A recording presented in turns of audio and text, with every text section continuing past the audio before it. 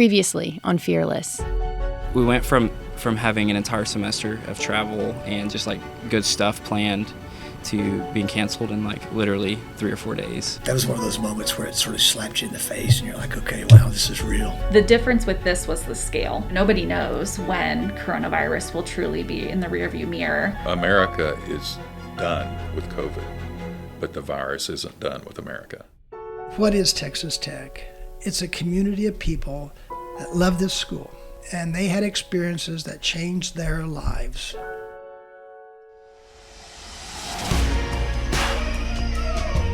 In this episode, we enter the world of sports, how lost seasons affected futures of student athletes and their eligibility, and the devastating financial impact of those canceled seasons on the budget for athletics. We dig in to share stories of Red Raider teams spread out across the globe, from Honolulu, Hawaii, and Kansas City, Missouri, to Albuquerque, New Mexico, and more. As the country faced an impending shutdown, what it meant for us all.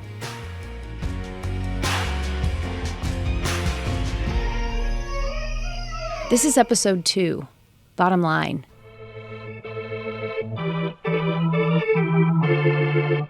Many of us identify March 11th as the beginning of the COVID-19 fallout, especially as it relates to the world of sports. And that's where we begin this episode. The stories you'll hear in these initial moments happen over the span of around 24 hours. That's how quickly universities and the NCAA were forced to move, to make decisions that would have massive ramifications over the next several years. At the time COVID put an end to sports, 3 programs on campus were ranked in the top 25. 2 in the top 3. On a go-ahead double from Braxton Fulford. As we go back to that day, we begin in Kansas City, the home of the Big 12 basketball tournament. Moretti, and one from the corner. Color drives it anyway and gets to the bucket. College basketball fans will say there are few things more exciting than March Madness. The Texas Tech men's team had just made its first appearance in the Final Four, and the city of Lubbock was hopeful to witness another deep run in the postseason. 4 men's teams saw the court on that first day of the Big 12 tournament. 6 seconds, likely. Lewis didn't get it off. Oklahoma State comes from 10 down in the second half, and a valiant comeback by TCU falls just short. But the women, who were scheduled to begin 2 days after the men, would never get their chance. Things in the typically alive and vibrant Kansas City were starting to dim. And on the national stage, threads were unraveling even more quickly.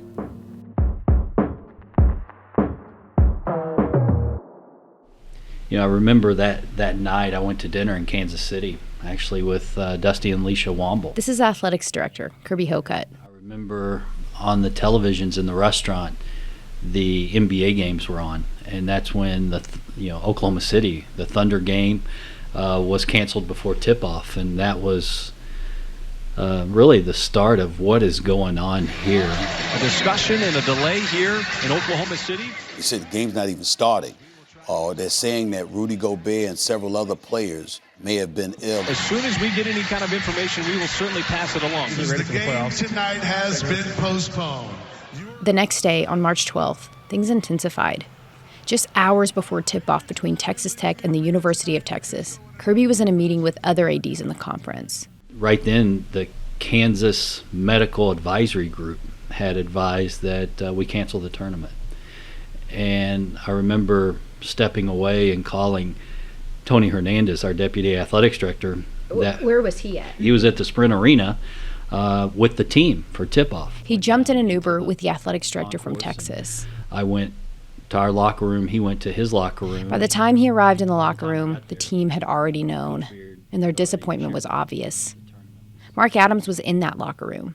He's the head coach now, but that year he was an assistant. I think the thing that hit home with me the most is I remember Davide Moretti, Italy, this COVID hit in stages, and Italy was getting hit really hard by it, and I could just see the worry and hurt in Davide. So I went into Coach Beard's private locker room there, and we talked for a few minutes, and I remember his daughter Avery, who was a freshman at Columbia at the time, she was in his locker room. She was sitting in a chair. And I said, Avery, what are you doing? And she goes, I'm in class. And I said, well, let me see. And she turned around, and I saw the chair with the professor. Little did I know that was a glimpse into what our world was going to be. By this point, the NBA had indefinitely suspended its season, and that was a blaring statement. Teams were feeling conflicted. Would their games, practices, or tournaments continue? Alerts were being issued almost by the minute. We all remember the constant buzz of notifications from virtually every news and sports platform available. Leagues announcing cancellations, tournaments being called off, sports for the foreseeable future were beginning to crumble. In Phoenix, Arizona, men's golf coach Greg Sands and his team were trying to remain optimistic. They had just arrived at the Grand Canyon University course for a practice round. My name is Sandy Scott, and I'm a senior here at Texas Tech. Sandy is a staple of that team.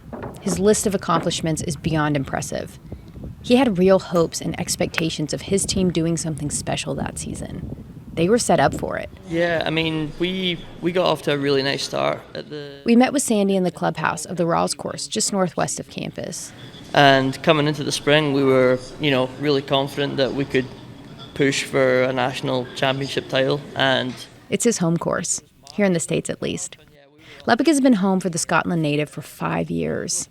And if you listen closely, you can hear golf on the TV behind us, or men meeting for an early lunch inside before heading out for an afternoon round. While we were traveling there, the whole NBA stuff was going on. We were watching on TV, and we were like, oh man, this is crazy.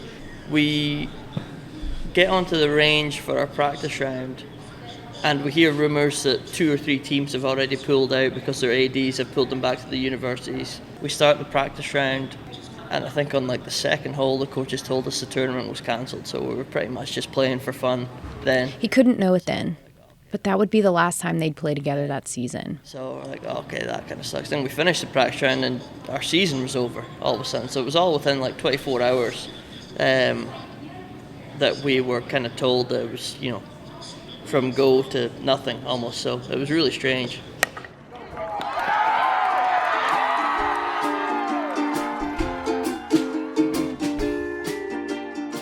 We are living our best lives in Hawaii. We are not aware of the severity of COVID at this time. This is Brooke Reed, Director of Operations for the softball program. By the way, she was not kidding. They were actually playing in a tournament hosted by the University of Hawaii. Now, it's hard to list all the things she does in a day. There's too much. She accurately describes herself as the catch-all, the mediator between her team and academics, the business office, compliance. She also coordinates travel. Like I said, it's a lot. Okay, back to Brooke. The 11th. Yeah, I think it was the 11th.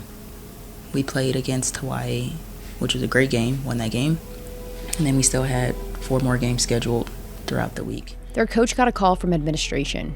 It was not good news. The players and staff sought answers and got them from the same place the rest of us probably did, social media.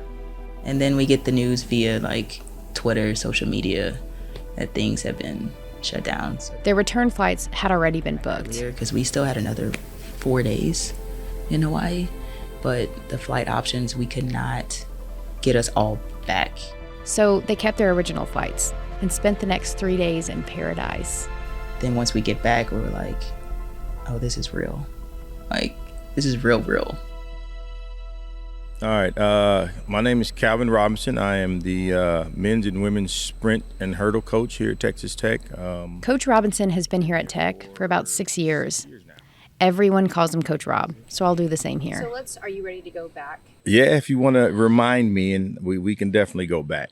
We were in Albuquerque, New Mexico, getting ready to start the NCAA Division I National Championships for indoor track and field. Track is split up into 2 seasons. The indoor season runs from January to mid-March, the outdoor season in the spring from April to mid-June.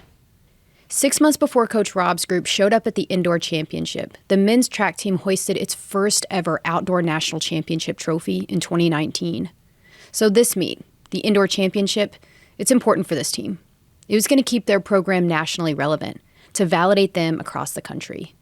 This meet is the best of the best. James out fast. We always describe the indoor championships as the toughest meet to qualify for. Indoor, you have to be the top 16 in the country of all Division I. 16 athletes in the entire country go in each event. It is a game changer. 16 Texas Tech athletes had qualified for the men and women together. 3 qualifiers in the men's 200 alone. That is impressive. And then we're seeing tweets. The Big Ten is pulling out. The Pac-12 would, and then any Ivy League schools were no longer going to come. So. The day before the meet started, events played out like a bad movie. And Kaylee Hinton remembers almost every detail. She was there at the indoor championship for the very first time. I was in my hotel room putting on my tennis shoes. Coach Thomas told the jumps group to meet down in the lobby within 5 minutes. I could kind of tell something was off. Coach Kitley's pacing. They let us know the meet's canceled and we're going home. And I just walked away and went to the hotel bathroom and just started crying. I was just so frustrated. Like, why is this the first time I get this opportunity and it was taken from us? The first person I told, because she was right next to me, I remember, was Gabby McDonald. And if anybody knows Gabby's story, that was a big opportunity for her. She had transferred in here, struggled at her previous university, had never qualified for nationals as an individual. And she had a phenomenal first year here indoor. And, you know, she'd gone in ranked fairly high in her event and was hoping to come out of that thing an All-American. And she was the first one that I had to tell. And it was probably one of the toughest days because you have to tell these athletes who've worked so hard that. Gabby lost a lot that day. They all did. There are so many stories of how these student athletes end up here, but they share a lot of the same goals. And to make it to this meet is an extraordinary feat. Being there was a long time coming for Kaylee. She had finished 17th or 18th so many times in the past, just one spot off qualifying, a matter of a few simple points. So this was about proving something, more to herself than anyone else. But that's why it was so hard for her to get past. I'd say hopeless. It was hopeless. I never stopped caring, but, and I'm not a negative person, and I can always see the bright side in things, but I felt very hopeless. Around the same time the track team was delivering the news to its athletes, Kirby Hocutt was standing before most of his head coaches in a room on the south side of the football stadium. And I remember sitting in the JT King conference room and looking over to, at the faces of our head coaches. And I'll never forget Tim Tadlock sitting along the right side of that room against the wall, head just in his hands and just devastated. Coach Tadlock and the baseball team were just off an appearance in the College World Series the year before. In 2020, they had maintained a top 10 ranking all season. They were talented and deep, something that could make all the difference late in the season. He knew he had a team that could have competed for the national championship. Teams had made their way back home, but the shuffling wasn't over by a long shot. Hundreds of student athletes were now making plans to head home, some in Texas, others across the United States, and some beyond. Among the 17 sports, there were dozens of international student athletes in the spring of 2020. 2 lived outside the continental U.S. Now, in a global Level 4 travel advisory, the pressure was on for these individuals to get home, if that's where they were headed. And Sandy Scott was one of them. His family was waiting for him in Scotland. Our country back home were starting to tighten up on their restrictions and stuff. And, all the international guys were wondering if they were going to get home in time before they locked down the country. So that was a big worry. Not too long after I got home, the country was put into lockdown. So we were in lockdown for 10 weeks or so. So it was really strange, yeah. I've never seen the airport so quiet. Flights were quiet. It was kind of spooky almost. Here at home, it became clear that Kirby was facing a scary reality of his own. The athletics department was approaching an inevitable financial crisis. Here are a few things to think about when it comes to college athletics. Football is the economic engine that fuels everything. So let's talk about Texas Tech football for some perspective. Football generates between 75% and 85% of all revenue for the athletics department. If you sell out Jones AT&T Stadium, seating around 60,000 people, for every home game in a given season, you're looking at generating between $30 and $40 million. That does not include TV and sponsorship revenue. It was reported in the Avalanche Journal in April of 2020 that there would be an estimated $6 to $8 million cut to the athletics department's operating budget. That was assuming the football team would compete in 12 regular season games. That number was accurate at the time. What happened is we ended up having 10 football games, not 12, at 25% capacity. So what we had projected to be, possibly a $6 to $8 million revenue loss ended up being a lot more than that, more than any of them expected. It was around 20 to 25 million, actually. Think of this more as a decrease to revenue from the previous year.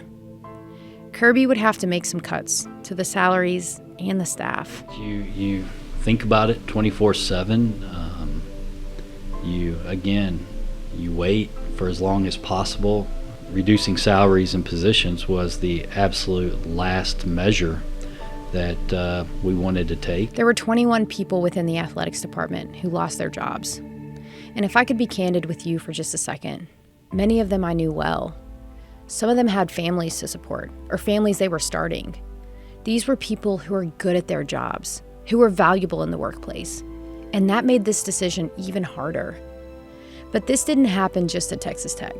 This reality played out in athletics departments across the country. It reflected the truth of the financial crisis surrounding COVID.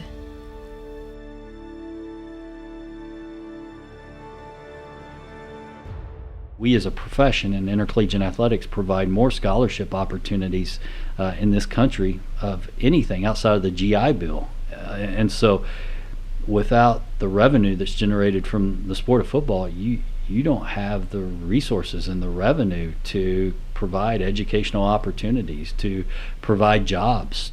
As far as student athletes go, none lost their scholarships. The NCAA would announce their decision to give that year of eligibility back to those student athletes. It was an exception year. It was the right thing to do, but it was complicated. Well, the biggest challenge, and I'm thankful I don't have to necessarily deal with it directly, is trying to find scholarship money for these kids to return. Rosters are typically a set number. Each sport has a number of scholarships and spots available. So when you expand a roster size, increasing the number of athletes, even for just a year, you require a bigger budget, creating even more financial stress. Actually, Kirby explains this pretty well. Just talk about men's basketball. So in men's basketball, you can have 13 scholarships. So if you had 2 seniors that were affected by the pandemic and got that extra year of eligibility, next year that we could be at 15 scholarships for men's basketball. But this coming year, meaning the fall of 21, the spring of 22, the NCAA has taken the roster exemption off of the table. So you can provide them with that additional year of eligibility, but the NCAA's got saying you have to be back to 13 scholarships in men's basketball, which creates some very challenging conversations for our coaches. It was like the NCAA washed their hands. Sandy and Kaylee were among other Texas Tech student athletes that returned to compete following the COVID year.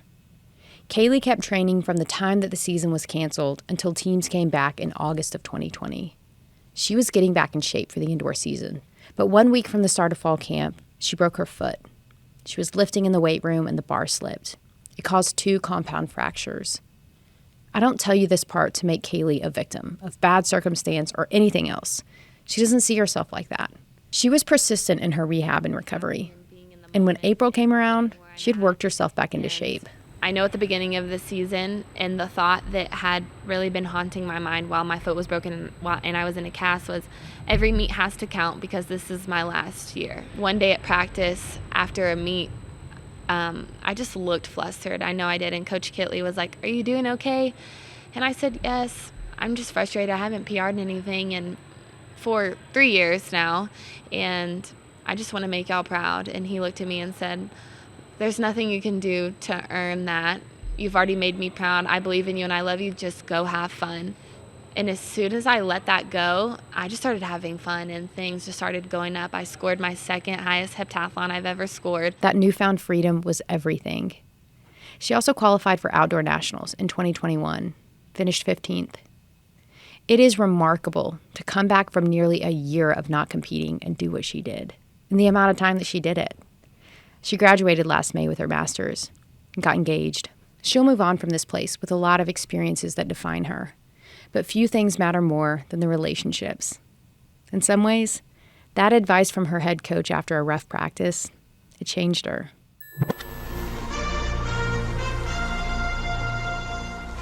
In a time when we weren't able to watch sports in real life, the pandemic brought global exposure for Sandy Scott. In September, 6 months after the start of the global pandemic, he reached a new height.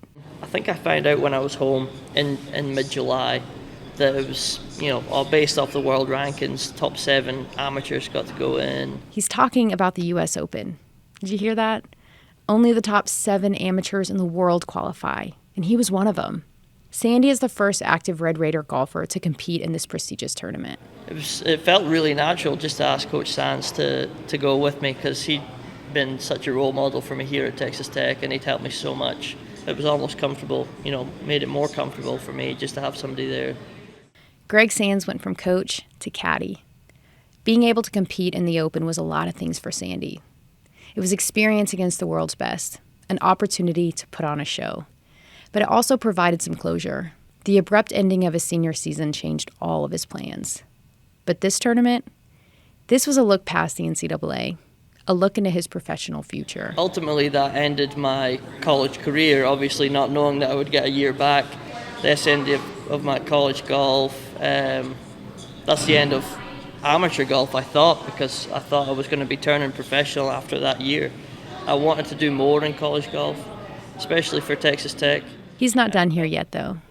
When this podcast is released, he'll be back competing for his team and Coach Sands. He has unfinished business, and the rest of us get to watch while his team fights for it.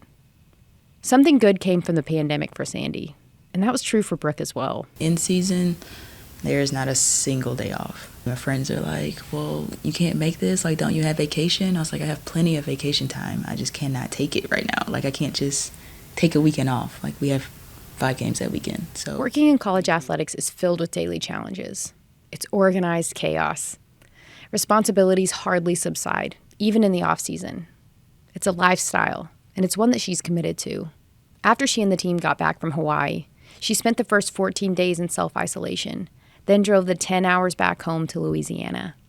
She stayed with her parents, spent every day with them, got to see her brother and his wife. It was the longest time that she'd seen her loved ones in years, since she lived at home in high school. She stayed there for 4 months, got into a routine, watched some shows, like the rest of us, I'm sure. Did a little reading. Not a lot, but some. Oh, I did read. I got very interested in, I don't know if y'all have heard of it, the Enneagram? Yes. So I read a book on that. Carly actually got me into it. That's Carly Hamilton. She just graduated. And so she had me take it, and I had a 2, and I was like, what number are you? She's like, I'm a 2. And I'm like, I'm not a 2. Me and you are not. I was like, I must have answered the questions wrong. She's a 1, actually. And it makes perfect sense why she's so good at her job. 1s are neat and organized. A perfectionist, some would say. I'm definitely not a 1, just for the record. But after all that time away, she missed it. She missed her friends on staff, their trainer, Jenna. She missed the players. I think just being around them. Like, I've noticed I'm happier around them. It's fun for me to come to work and see them past my office and little antics that they have and different things. So they're just fun to be around. Kind of feel like yourself again. Feel like myself again. Yep. Coach Rob and his wife had their second child in April of 2020, a baby boy. He calls him their pandemic baby. So I'm at the hospital. I'm like, okay, how safe is this? How safe is that? And so we went. I went from March to April and I gained a whole new level of stress, doing dad duties at the same time, and obviously stressing over every little thing. Like, packages would come to the house, we're spraying them down. Nothing comes in the house. Okay, we've got a 1 month, 2 month old in the house, and so it was just like really overprotective. The kid probably never saw sunlight until he was 4 months old. But in November of 2020, Mark Adams welcomed his first grandchild. His daughter lives in Midland with her husband. Yeah, I never had dreamed, Taylor, that I wouldn't be there, for the birth of my grandson. But we're going down there, and then I said, no, you can't go down there. They're not going to let you in the house. I said, well, what floor are they on? Can I look through? Do I need a ladder? Can I look through the window or something to see my grandbaby? But he wasn't able to hold his grandson for about a week after he was born. But Coach Adams will tell you, it was worth the wait.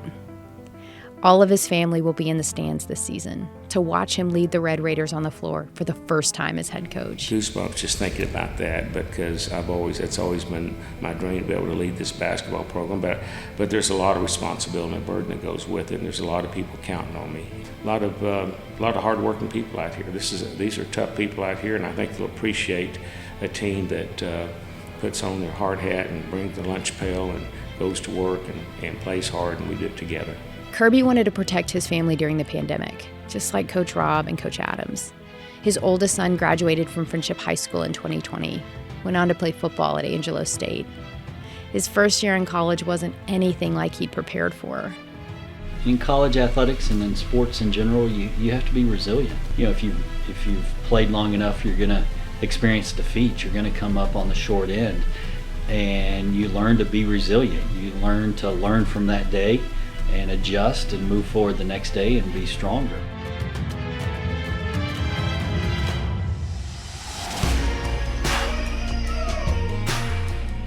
Next time on Fearless.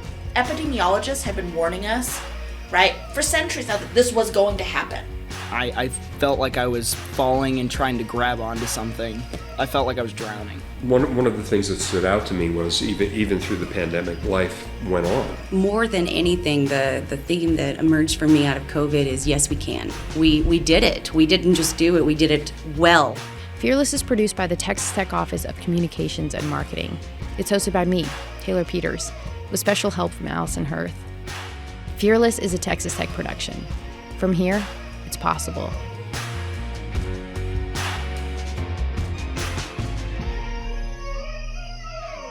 Hey everyone, it's Taylor. Thank you so much for listening to Fearless. Don't forget to like, review, and subscribe wherever you get your podcast.